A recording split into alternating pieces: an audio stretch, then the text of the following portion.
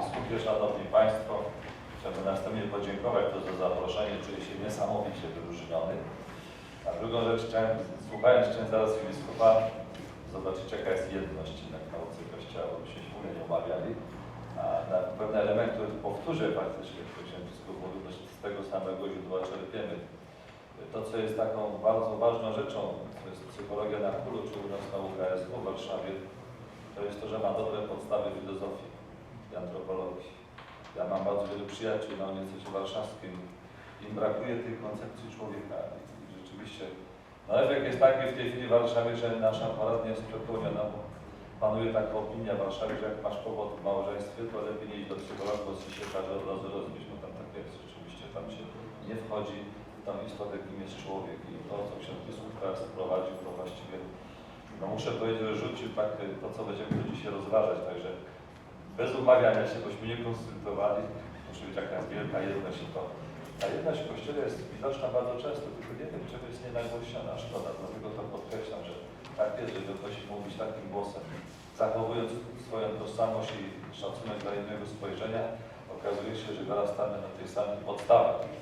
Proszę Państwa, w swoich katechezach środowych, zacznę od tego też odwołam się do Jana Pawła II, w katechezach, które wyszły pod tytułem Mężczyzną i niewiastą stworzyli, oczywiście zgadzam się z księdzem biskupem, że jest to trudny język, ale warto go przegryzać, to papież mówi, że we wszystkich tych dzisiaj niecierpliwych pytaniach naszych czasów dotyczących odwiecznej relacji mężczyzna-kobieta, Chrystus odwołałby się do początku, czyli do rzeczywistości, o której mówi Księga Rodzaju. A tam mamy wyraźnie, Bóg stworzył człowieka na swój obraz, na obraz Bożego stworzył mężczyzną i niewiastą ich stworzył. W Rodzaju 1:27.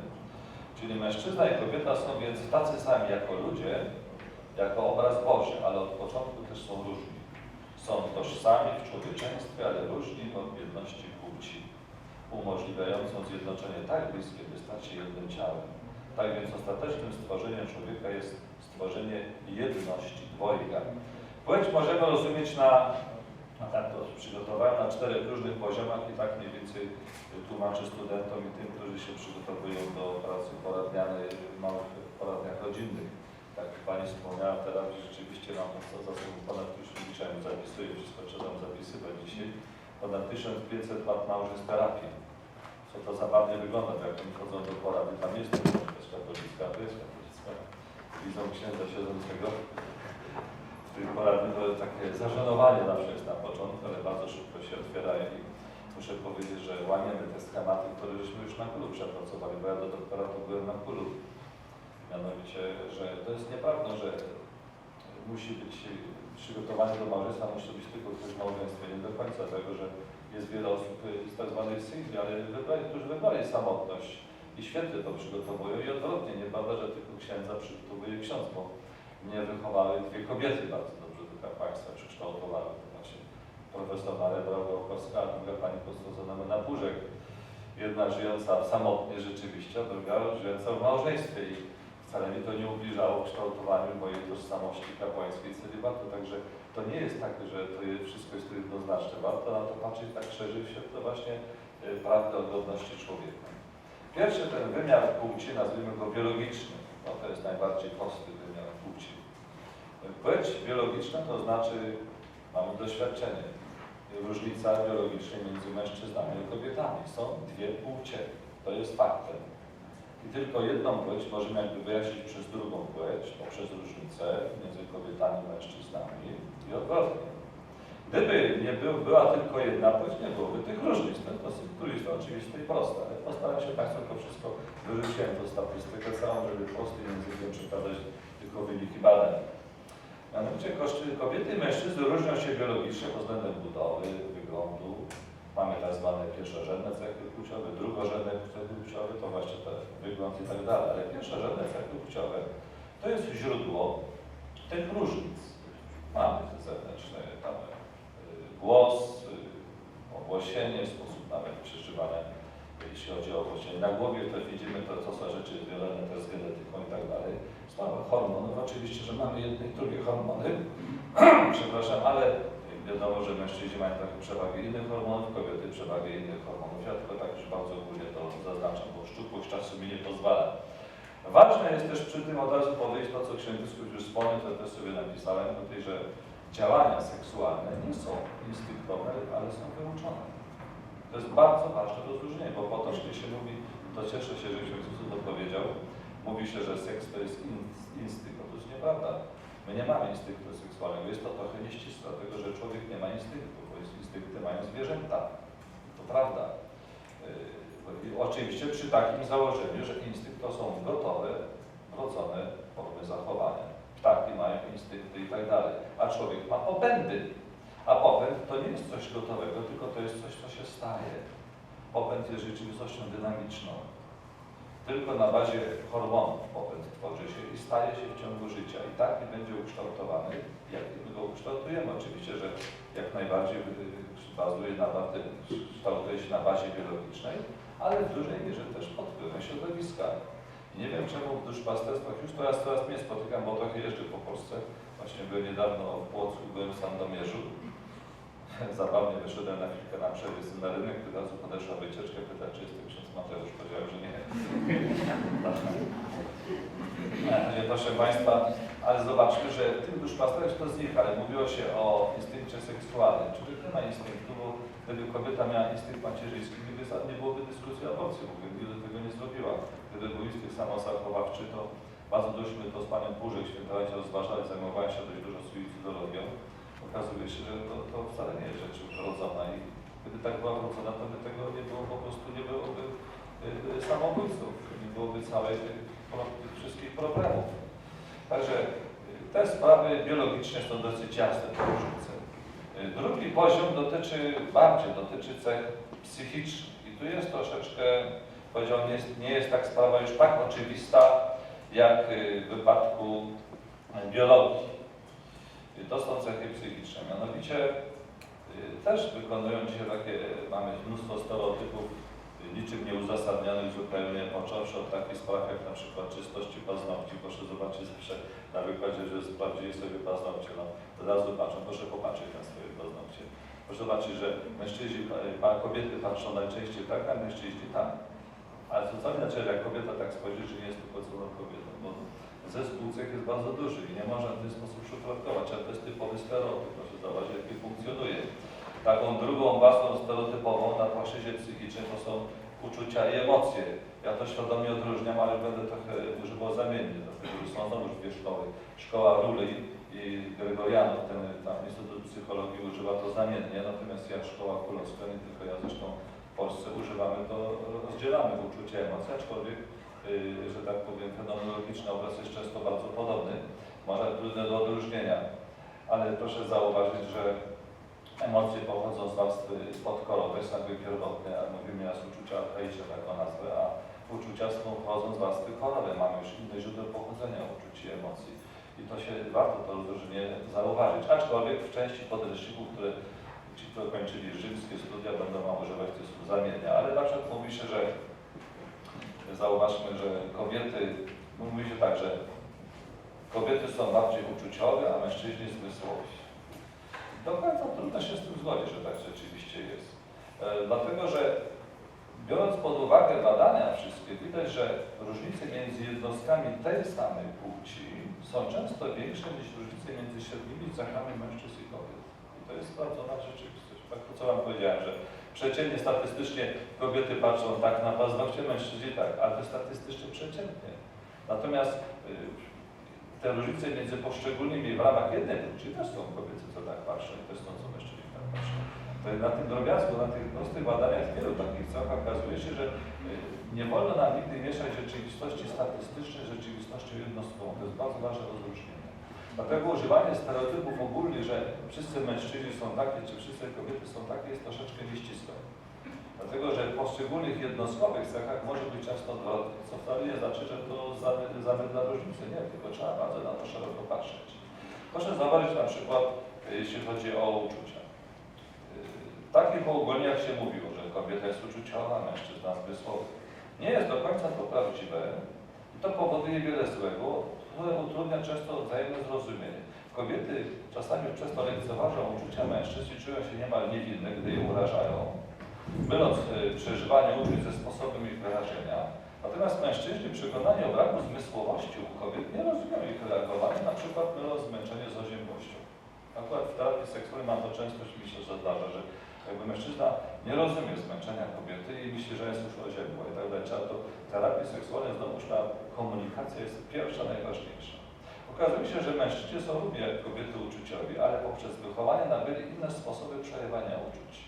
Kobiety również są zmysłowe, ale mają inne sposoby tego przeżywania. Więc takie oceny mniej czy więcej uczuciowy, mniej czy więcej myślący zawierają w sobie ocenę wartościującą, która tylko może zaciemniać prawdziwe różnice leżące w kategoriach mniej lub więcej, tylko że w kategoriach inaczej przeżywania. Nie wiadomo dokładnie, które różnice między płciami płyną jakby z natury, do końca nie wiadomo, a które z uwarunkowań kulturowych. Nie zawsze te cechy określane jako typowe dla jednej płci są warte wychowawczego popierania. To jeszcze powiem przy trzecim poziomie. Bo trzeci poziom, to jest bardzo ważny, mi się wydaje, to jest poziom podejmowania ról związanych z płcią, czyli role społeczne. To jest bardzo ważne, o tym się trochę mało mówi. Ale popatrzmy, tak jak mamy na przykład w społeczeństwie lekarza i od lekarza tego oczekujemy, żeby leczył, a nie zajmował się na przykład mówieniem homilii z ambony. Od tego jest kapłan, od księdza oczekujemy, żeby nam głosił Słowo Boże, a nie zajmował się inną dziedziną. I bardzo słusznie, że mamy takie oczekiwania. To jest związane z pewną rolą społeczną. Tak jak proszę zobaczyć, taka cecha na przykład jak empatia. Empatia nie jest cechą kobiecą ani stałością męską, ale inaczej jest uzewnętrznianą przez kobietę, a inaczej przez mężczyzn. I płeć nadaje im swoisty, trudny czasami do opisania kolory, stanowiące jakby dwa aspekty tej samej wartości. Stąd warto wiedzieć, w jaki sposób przeżywać empatię i jak sobie z tym radzić. Natomiast to, co mi się wydaje najistotniejsze w zadaniach społecznych, to jest być ojcem, być matką. To jest niesamowicie ważna rzecz, którą się dzisiaj troszeczkę zamydla. Być ojcem, być matką. Oczywiście jest bardzo dużo tych funkcji, ale popatrzmy na to w ten sposób, że są pewne funkcje niezbywalne z płcią, na przykład macierzyństwo kobiet czy ojcostwo mężczyzn. I to nie są tylko czynności fizyczne, ale zadania jakby najistotniejsze dla matki i ojca, czyli tworzenia miłości i pobudzania rozwoju. Główne zadanie matki to jest budzenie i umożliwianie miłości, tworzenie miejsca na miłość. Jest tym może, co stanowi zaraz specyficzne zadanie każdej kobiety, choć nie byłaby matką w sensie fizycznym. Może właśnie ze względu na to kobieta potrafi dopasować się, nawiązać kontakt z ludźmi, zwraca uwagę na ład, estetykę wnętrza, jest uczulona na potrzeby innych, wyczuwa ich intencje, jest czuła i ciepła. Może dlatego na przykład faktycznie, ja zawsze mówię nie, to są tacy, tylko że kobiety częściej lepiej dają dom. I rzeczywiście ciekawe, że nikt tych badań nie chce publikować, ale według badań z zeszłego roku, w tej chwili kończę te badania habilitacyjne, tam też mi się zaczyna to pojawiać, że 73% polskich kobiet chce być, w cudzysłowie powiem, kurą domową i się świetnie w tym czuje. Dlaczego ich tego bronić? Tak samo jak któraś kobieta chce się pięknie działać naukowo, niech to się dzieje. Tu nie ma żadnych zahamowań. Tu nie ma w ogóle takich problemów. Według mnie 1000 lat się żyło, nie było tych problemów, które teraz sztucznie nam się wyciąga. Ale nawet jedna z moich bratowych, jedna moja bratowa, to mimo, że skończyła studia, to ona ma w tej chwili 5 dzieci. Ona jest szczęśliwa, ona wizytówki rozdaje i tam pisze kura domowa sobie w cudzysłowie. Ona oczywiście świetnie w tym realizuje i rzeczywiście widzę, jak takie cechy warto popierać. Nie trzeba więc kobiecości oceniać według spraw drugorzędnych, takich jak strój, uczesanie czy kształtowanie pod wpływem czynników kulturowych, sposoby zachowania, ale według mnie nastawienia człowieka, ciepła kontaktu i gotowości do dzielenia się. Może właśnie w zadaniach ojca, który może pełnić nie tylko ojciec fizyczny, odnaleźć możemy to, co istotne dla męskości. Nie strój, czesanie, osły sposób bycia, czy zmysłowość, czy brutalność jest miarą męskości. Absolutnie nie. Ojciec przez samo swoje istnienie przemienia związek matka-dziecko w grupę rodzinną. I to właśnie umożliwia rozwój. Nie zatrzymanie się na tym, co jakby jest najistotniejsze, a szukanie nowego, trudniejszego, dążenie naprzód, stawianie się motywem rozwoju jest męskim sposobem bycia i to są pewne rzeczy, które mężczyzna robi dużo lepiej niż kobieta, są rzeczy, które kobieta robi dużo niż mężczyzna. Te rzeczy się według mnie uzupełniają. To jest uzupełnianie się. To jest ten trzeci poziom. Role związane z płcią. No i mamy jeszcze ten piękny czwarty poziom, o który też się biskup nawiązał, a mówię, podkreślam, wcale się nie umawialiśmy. A z przyjemnością słuchałem, miałem poczucie wewnętrznej satysfakcji, jak to w Polsce jest ta jedność nauki. Mianowicie to jest teologia płci. Jeszcze o tym trzeba zrozumieć. Teologia płci. Właśnie szczyt tego mamy wszystko u kardynała Wojtyły, osoba i czyn, co jest zawsze aktualne. Mamy tego pięknie tam opisane. Dlatego, że warto sobie uświadomić, że patrząc na związki mężczyzny i kobiety, widzimy tutaj jakby obraz Trójcy Przenajświętszej, to jest wspólnota. Patrząc na radość Adama po stworzeniu Ewy w drugim rozdziale Księgi Rodzaju, wyraźnie wskazuje na szczęście, jakie daje ta wspólnota, która jest jednocześnie obrazem społeczności Trójcy Świętej. Trudna czasami do podjęcia zwrotna perspektywa wskazuje, jak święty może być związek małżeński zwracający się od początku. To jest coś pięknego, że płeć to jest znak zwrócenia się ku innym. Że nie jesteśmy sami dla siebie, ale jesteśmy bytami społecznymi. To jest coś pięknego. Z tego to wynika, że nie należy ci się wszystko. Zawsze pamiętam dewizę mojej prababci, która mawiała tę zasadę, że pamiętaj, od małego się uczyliśmy w rodzinie, że masz tak żyć, nie jest co tobie się należy, co się innym właściwie należy. Nas tego uczy, a to jest kwestia wyuczenia. Oczywiście ważny jest tu problem, to jest kwestia akceptacji siebie na tych wszystkich poziomach i dobre wychowanie polega na akceptowaniu płci. Jak najbardziej akceptacji własnej płci. Nie mówię tu o różnych sytuacjach, które mogą powodować zaburzenie, bo to są osobny temat zupełnie. Natomiast te 4 poziomy płci musimy brać pod uwagę. Teraz chciałbym przejść do kilku slajdów. Czy to jest drugi mikrofon, czy jest tym sięgnąć? Nie macie tego coś laserka. Proszę, to nie, to przejdziemy. To bardzo proszę o ten pierwszy slajdy.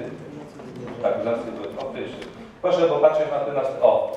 Nie, to bardzo proszę przeskoczyć. O, popatrzmy. To jest taki najprostszy taki schemat interakcji w rodzinie. Ojciec, matka, dziecko pierwsze, dziecko drugie.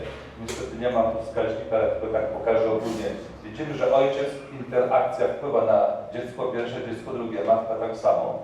Co to są interakcje? To jest wpływ, proszę Państwa. On jest w znacznym stopniu, według przeciętnej takiej psychologów, to 50% rzeczy, które my przekazujemy drugiej osobie, to jest pod wpływem naszej świadomości. Osoba tą poniżej progu świadomości przyjmuje i akceptuje. Tak, to jest bardzo silny wpływ. Natomiast profesor Johnson, jak byłem na Uniwersytecie w Stanach Zjednoczonych, dziękuję bardzo, to cudowne, świetnie. Profesor Johnson twierdzi, że aż, no nie wiem, jakie on ma swoje badania, że aż 80% tego, co przekazujemy, pod wpływem jego świadomości. Zresztą, proszę Państwa, co tu dużo szukać? Popatrzcie na rodziców, którzy adoptowali dziecko od początku, od chwili poczęcia. Proszę zobaczyć, jak te dzieci są do nich podobne w gestykulacji, nawet w mimice, bo dzieci w pierwszym okresie życia bardzo mocno naśladują mimikę rodziców, są nawet do nich częściowo podobne.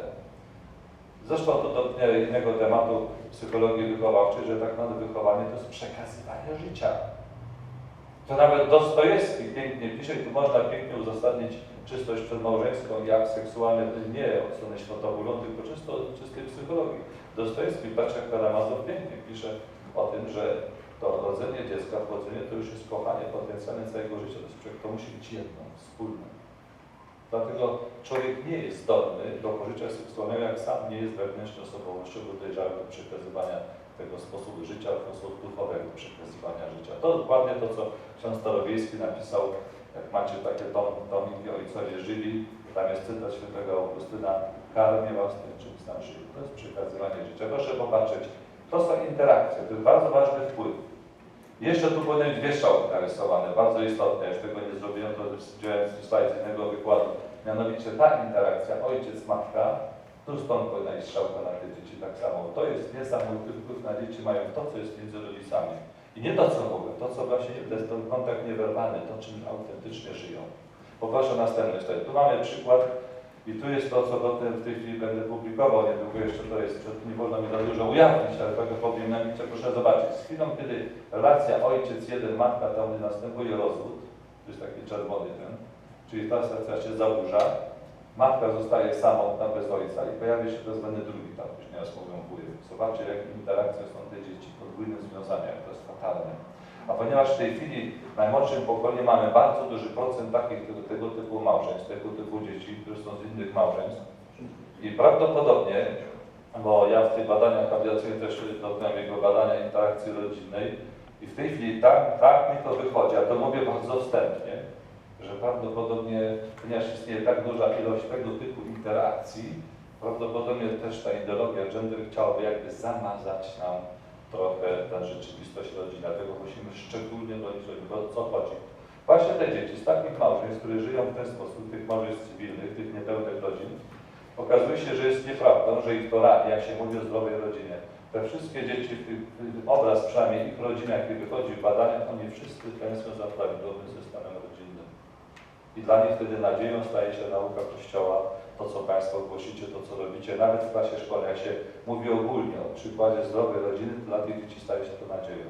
Tak wychodzimy w tych badaniach, ale ponieważ są jeszcze te badania statystyczne niesprawdzone, to mówię tylko wstępnie bardzo dużą ostrożnością do tych wyników. Mam jeszcze 3 minutki, ja tak bardzo pilnuję czasu. Poproszę o następny slajd, bo chciałem pokazać kilka takich slajdów już na koniec, żeby Państwa trochę rozbawić. Może znacie, bo myśmy je puścili w internet, te slajdy. One są w internecie przez moich studentów puszczone już 2 lata temu.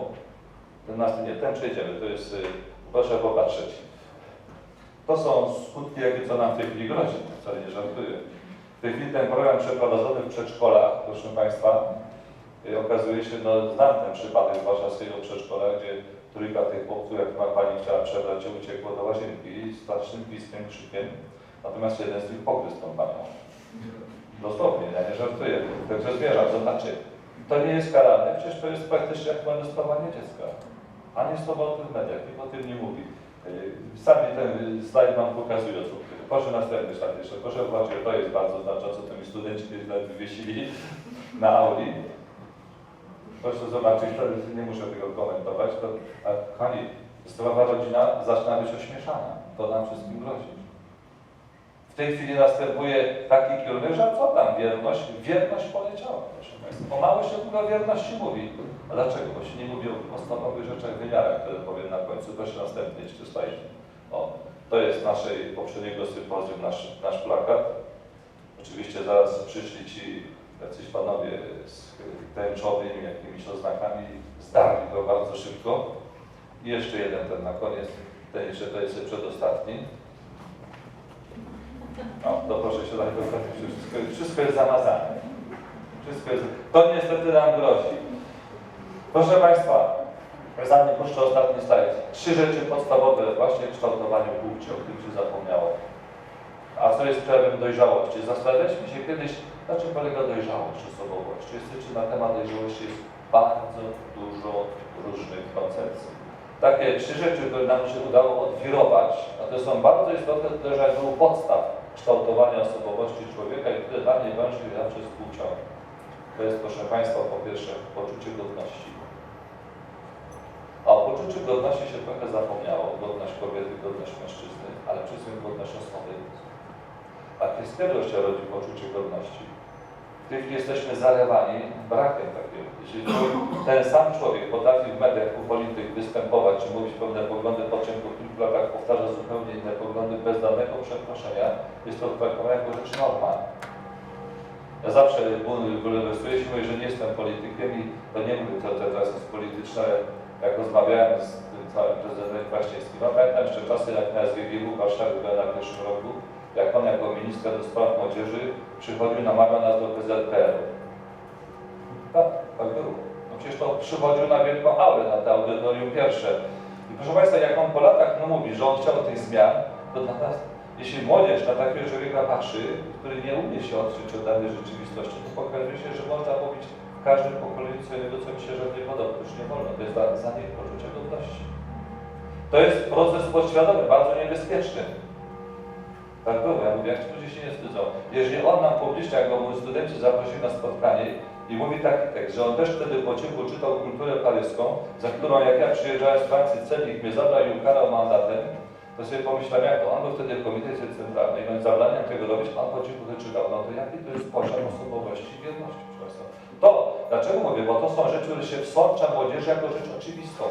Jeżeli my tych rzeczy nie ujawniamy, to przeciętny młody człowiek, który dzisiaj kształtuje się pod wpływem mediów, to myśli, że to jest normalne, że to tak jest, że tak musi być. Otóż tak nie musi być. Oni oczy otwierają się i tłumaczą, co to jest pojęcie godności. Czy my za mało o tym nie mówimy? To jest moje pytanie. Drugi wymiar dojrzałości to jest poczucie odpowiedzialności. Też boję się, jak to wszystko leży. Przecież Nie da się kształtować człowieka do dojrzałości do małżeństwa, ani do poczucia własnej płci, życia zgodnie z płcią, kiedy nie wiem, co znaczy odpowiedzialny, że jestem za wszystko odpowiedzialny. A zaczyna się od prostych rzeczy. Jak byłem w Nowym Jorku, to mieliśmy okazję spotkać się z burmistrzem Giuliani, on wtedy nam powiedział ciekawą rzecz, że kiedy wprowadził zero tolerancji dla małych uchybień, to mu spadła przestępczość w Nowym Jorku o 72%. To jest bardzo duży znak. Dlaczego? Proszę patrzeć, w naszym prawie jest odwrotnie, bo u nas jest znikoma szkodliwość czynu i według mnie nie uczy do odpowiedzialności, ale mi się wydaje, że każdy w rodzinach, każdy w szkole mógłby to podjąć. Byłem niedawno z liceów warszawskich, nauczyciel mówi, że są bezradni. No jak to jesteście bezradni? Możecie powiedzieć, Rada Pedagogiczna podjęła decyzję, w naszej szkole tak nie wolno robić i być konsekwentny. Myślę, że szybko byście mieli tu porządek. To zależy od naszej wewnętrznej postawy, czy my sami dojrzeliśmy do odpowiedzialności. I trzecia rzecz w wymiarze dojrzałości, osobowości, to jest, kochani, właściwy sposób myślenia. To, co nam biskup na początku tutaj też zasugerował w swoim wprowadzeniu. Sposób myślenia, nie emocjonalny, tylko prawidłowy sposób myślenia. Dzisiaj brakuje nam odczytania się w książkach, brakuje podstaw logiki, a szkoda. Właściwy sposób myślenia jest cechą dojrzałości. To jest jeden z 3 wymiarów, jeszcze jest wiele innych wymiarów, ale proszę Państwa, miałem pół godziny, to udziałem świadomie swojego wszystkiego, dużo więcej się przygotowałem i zakończymy ostatnim slajdem. O, to jest coś, co myślę nie będzie puentą naszego spotkania. Nie musimy się bać, czy będziemy popularni. To nie Kościół ma się dostosować do świata, ale świat ma się dostosować do Ewangelii. Dziękuję bardzo.